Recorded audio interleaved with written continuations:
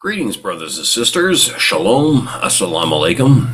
It's wonderful to be back with you here on Points of Light Radio and fellowshipping with you and my guests once again.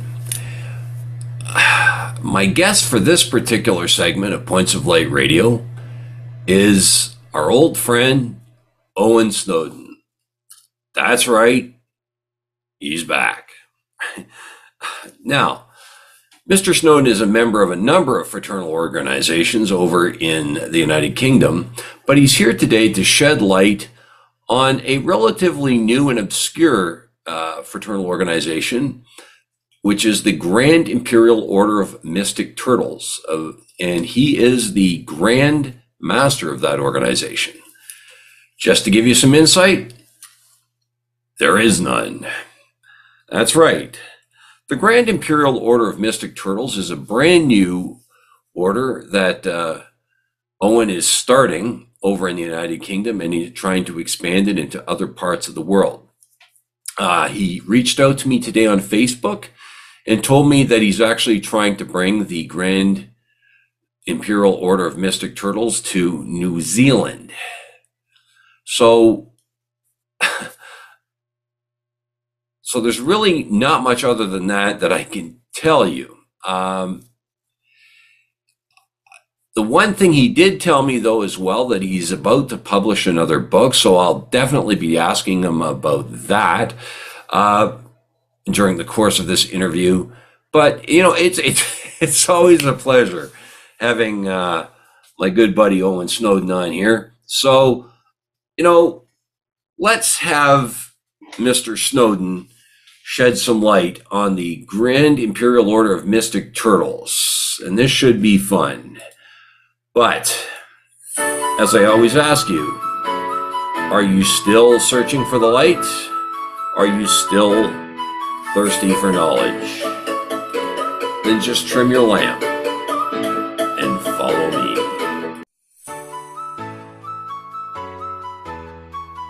Ladies and gentlemen, seekers of light and secret knowledge wherever you may be, you are listening to Points of Light Radio, the podcast dedicated to taking you past the apron and behind the closed doors of lodges everywhere. And here is your host, Stan Miller. Owen Snowdon.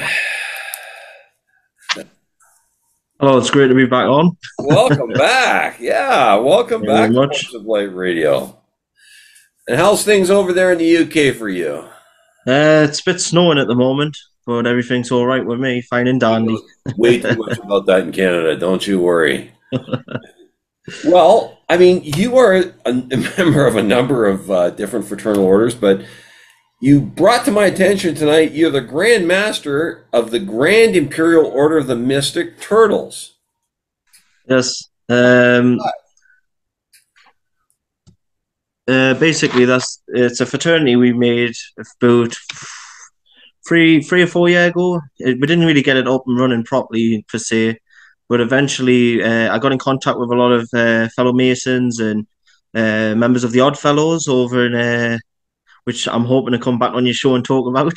Yes. But we got in touch with each other and started to talk about, like, look, we could do some good if we create one little fraternity where it's kind of based like the Shriners in America, where they wear the fez hats and stuff. We're still looking for a streamsis for the fezzes and stuff. It's all just fun.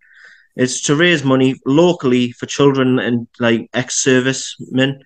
So the idea of it all is just to raise money for funds and have a good laugh and a good carry on, you know. And but as the years went on, we started to looking down the rabbit hole of maybe we should make some side orders. Like the current one on our agenda is the Knights of the Mystic Shell, which is all to do with the Garden of Eden, and how like basically it's about like Adam and Eve. There's a pond in the Garden of Eden and stuff, and hence the name the Turtles originates from, because a lot of people think our fraternity is to do with the turtle clubs, which Masons and many people of different walks of life join. I'm a member of it, of course. Yeah. But ours is a complete breakaway. It's our own thing completely. We might have some similarities in some degrees. So in our order, I'll give you a little rundown. The degrees are, so you start off as a brother or a turtle. So that's when you be initiated, and you've rekindled the light, and you now see that order how what it is. Yeah. You then after 6 months you'll move up to a snapping turtle, which is similar to the turtle club. Then eventually, when a brother becomes the master of the lodge, they will become a master imperial turtle, which signifies they are the master of their lodge. Then, after a year of service in the chair, they become a past master imperial turtle. There is a Grand Lodge colours at the moment. Currently, I'm the Grand Imperial Master Turtle, the ruler of the order. Mm-hmm. The idea is for that is it's to keep an eye, because many of these fraternities, as you know yourself, end up getting sometimes get corrupted in the wrong way, or things go south very quickly. There was a famous incident with an organisation recently called the Froth Blowers, which I was a founding member of. One a big incident happened, and a lot of people lost money over it. I managed to get my money back, but a lot of brothers didn't, and it just went south so quick that it was going to be basically a massive new organization, but it collapsed. It collapsed completely due to the main founder. Uh, let's say having a breakdown of some form. There was a lot of different rumors, but I just genuinely think it might have just been a scam.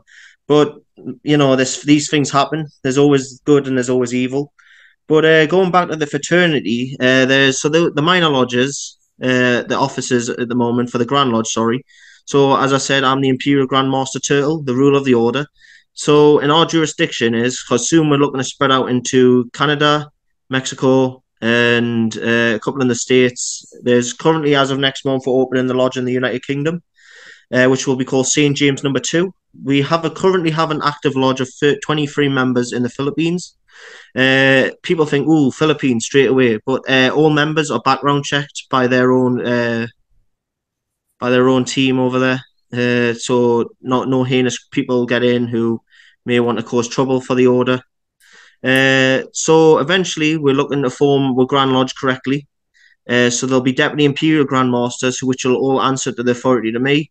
So it's just to keep an eye on the order, keep things running smoothly. But as some of you know, the order does have a little bit of history with the. It all basically how this all came about was we basically wanted an organisation where we want to just do some good for the community, but locally.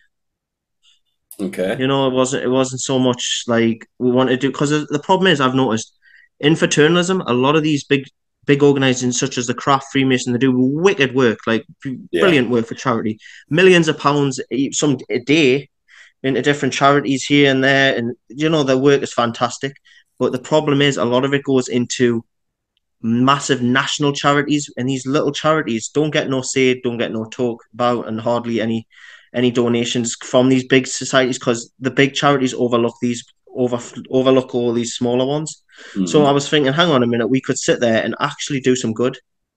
So this is why it came about, really. And also, we were sick of seeing, like, on the TV, when you click the TV and it's like a child from some third world countries lacking water.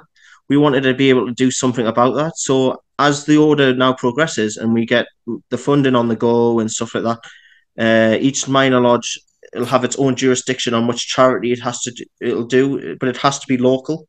Yeah. And a small charity cannot be a national charity, just to help out. That's a great Because idea, actually, because I think something we forget about is our local charities, the stuff that right in front of us, the poverty or the sickness or the disease or whatever issues are right in front of us, and we forget about that. We forget about those local. That's actually quite a good idea. yeah, But what are the dues, by the way? the dues, right? So, like many organizations, you join an initiation fee. Our initiation fee is zero; it costs nothing. The Okay. reason for that is it's to attract members, but also, you're joining a brotherhood. You're not joining like some club down the street. You're not joining like a Rotary club. No disrespect to them, but this is literally for one reason. How we pay for stuff in this order is we say when a large meeting happens, every member will donate the equivalent to, let's say, £1 to £5, whatever they can afford, into the lodge for that evening. It all accumulates, builds up, and that's how we'd be able to afford to donate to charity, pay for regalia, stuff like that. Grand Lodge in our order gets zilt. At the current moment, we don't take anything of any of the lodges. because there's only 2 lodges at the moment, but we are hopefully getting up and more running by the end of this year. Mm-hmm.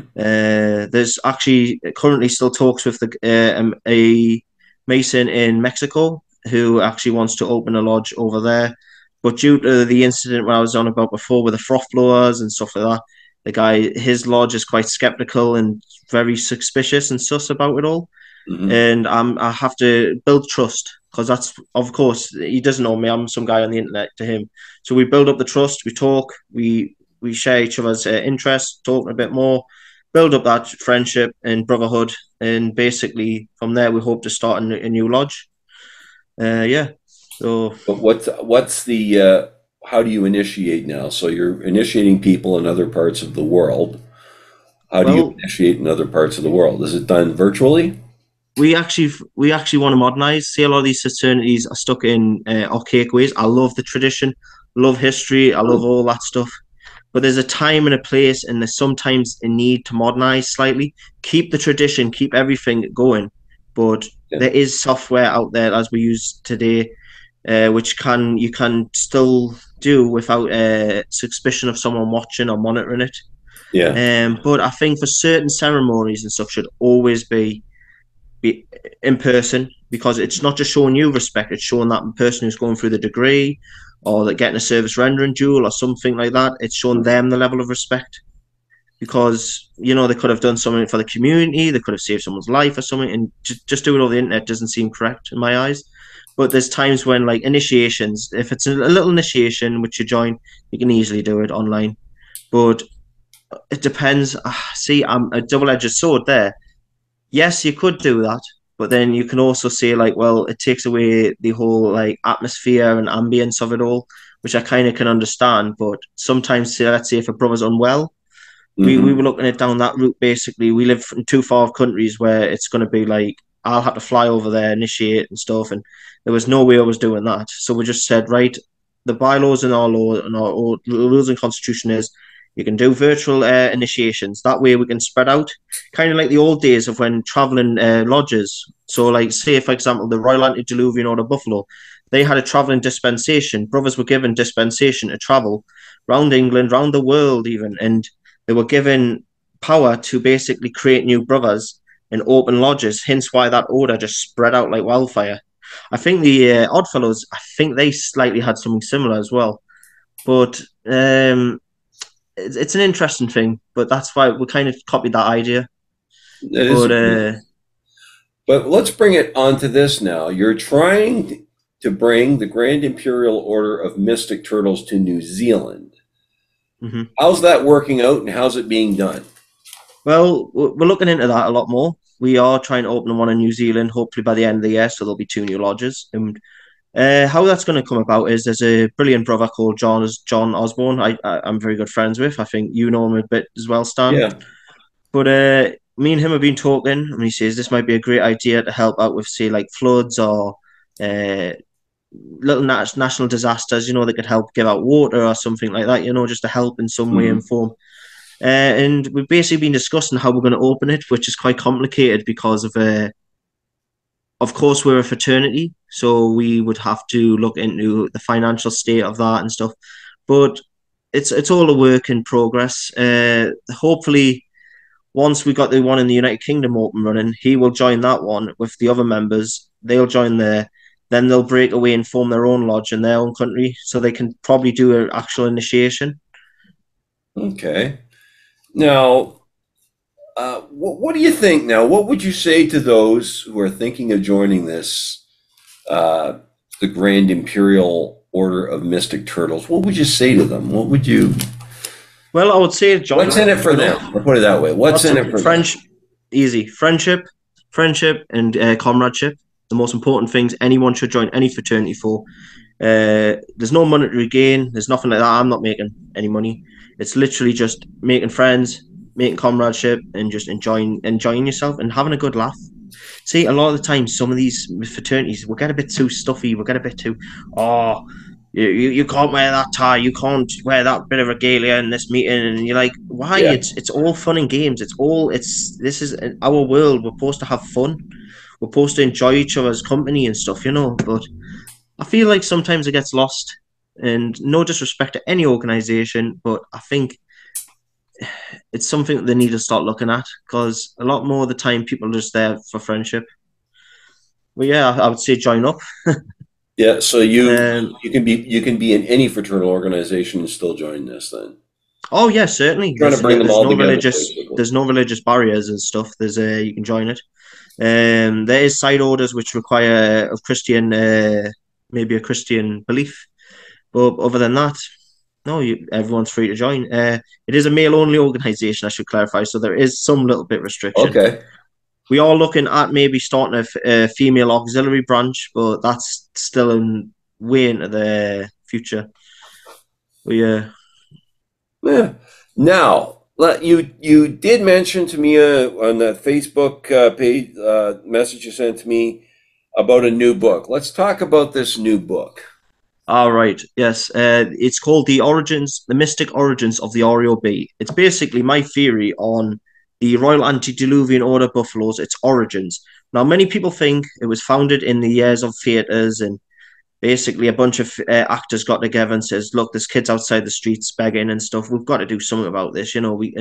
Or people also say it comes from the city of Lustington, which was a whole different fraternity, which is long gone. It comes from the judge and jury lodge fraternities, which I think the REOB is one of the last ones.